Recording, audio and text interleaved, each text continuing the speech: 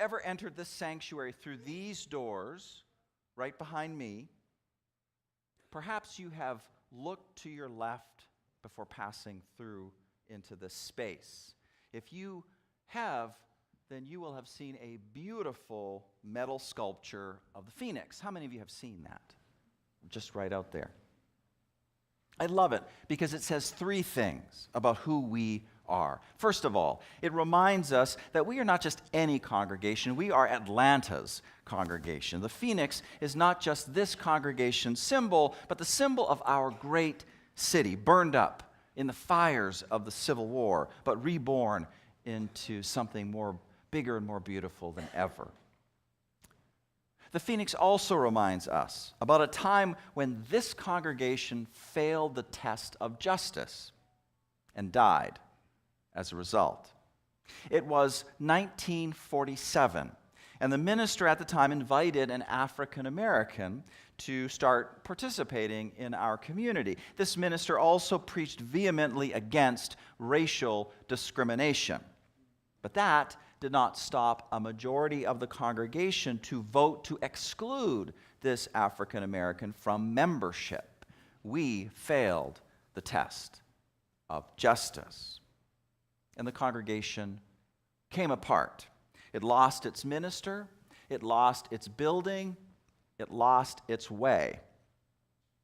But out of the ashes of this came a congregation reborn, renewed in its sense of mission. We were reborn as an intentionally racially integrated congregation, the very first ever in Atlanta. You might not have known that, but that's true. The first ever in this city. And that is when things really took off for us.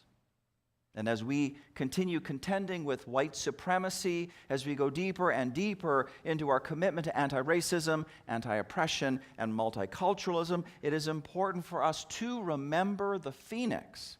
It is central to our history as a congregation. I love that metal sculpture built by the hands of UUCA member Tony Bora. It tells us that we are Atlantis. It tells us a key story, a key part of our congregational story. And third of all, it proclaims a vision of life that is central to Unitarian Universalist theology, that each and every individual has worth and dignity no matter what, that tragedy never needs to be the last word, that no matter how burned out bad it gets, there's always still hope. Spiritual teacher Elizabeth Lesser likes to speak of what she calls the Phoenix process, which is just another name for the transformational journey that all cultures, all times, everywhere have spoken of. The Odyssey, the Grail quest, the hero's journey, on and on. All of these names, she says, describe the process of surrendering to a time of great difficulty, allowing that pain to break us open and then to be reborn, stronger, kinder, wiser. But it takes courage. I mean, when everything is ashes, it feels horrible. The worship series we are concluding today spoke to several varieties of this, the pressures that youth today deal with, the insane traffic we got to deal with, the death of I-85. Now, I preached this particular sermon just a couple days before I-85 was burned to the ground. So some people are like, "You are a prophet." I am like, "You can PayPal me some money then." Anyhow, yeah, traffic that drives us crazy. The pollution and degradation in our natural world.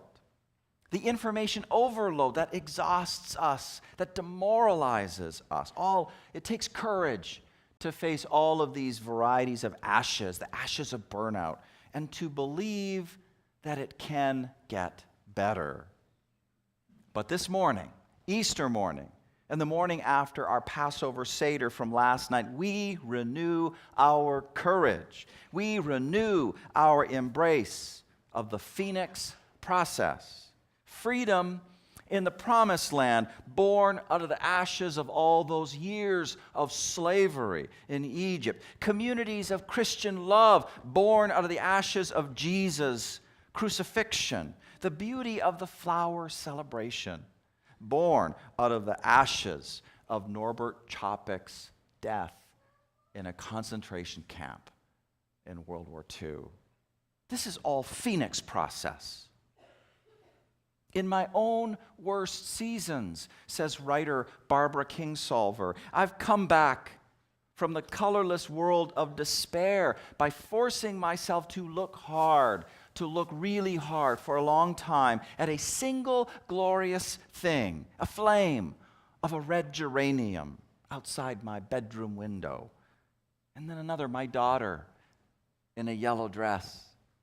And then another, the perfect outline of a full dark sphere behind the crescent moon. Until I learned to be in love with life again, like a stroke victim. Retrains new parts of the brain to grasp lost skills. I have taught myself joy over and over again. Did you know that it was the Greek historian Herodotus who, after his travels in Egypt, introduced the legend of the phoenix to Western culture? Did you know that? Of course, you weren't expecting to come and get tested on Easter Sunday morning. Well, it was Herodotus. This was way back, 1,000,000 years ago. Back in the 5th century BCE, 2,500 years ago. He tells his readers of the many new and fantastic beasts that Egypt had introduced him to, including the crocodile, the hippopotamus, and the phoenix. They have, he writes, another sacred bird called the phoenix, which I have never seen, he says, except in pictures. Indeed, it is a great rarity, even in Egypt. But now listen very carefully to what he says next. They tell a story of what this bird does, which does not seem to me to be credible.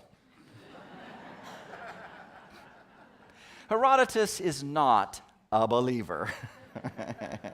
But we can be believers, even if the phoenix doesn't literally exist, because we can teach ourselves joy again and again.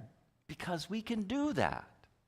Because people are rebuilding shattered schools and restoring lifeless lakes. Because people are knitting reconciliation out of promise and pain. Because people are singing to the deathly ill and the newly born. Because constitutions are still being written. Because slaves are being freed and truces are being forged. Because from out of the ashes, eventually, a tiny worm comes, creeping, ugly, creeping its way slowly forward. And then it becomes a chick. Then it becomes the fully reborn phoenix in all its glory. The bird that was here when the world began and is still living today, that bird lives here in my heart and in yours. Amen.